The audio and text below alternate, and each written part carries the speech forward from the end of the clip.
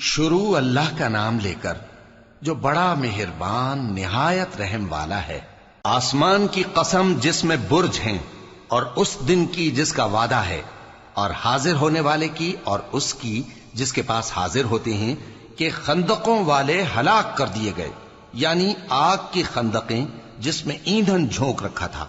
جبکہ وہ ان کے کناروں پر بیٹھے ہوئے تھے اور جو ظلم وہ اہل ایمان پر کر رہے تھے ان کا نظارہ کر رہے تھے،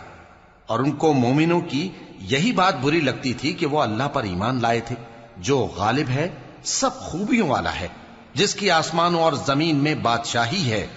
اور اللہ ہر چیز سے واقف ہے۔ جن لوگوں نے مومن مردوں اور مومن عورتوں کو تکلیفیں دیں اور توبہ نہ کی، ان کو دوزخ کا اور عذاب بھی ہوگا اور جلنے کا عذاب بھی،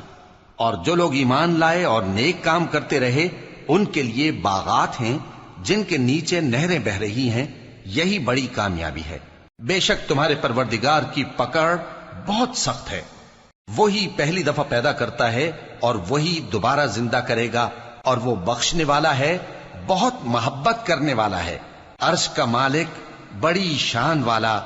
جو چاہتا ہے سو کر ڈالتا ہے۔ بھلا تم کو لشکروں کا حال معلوم ہوا ہے، یعنی فرعون اور سمود کا؟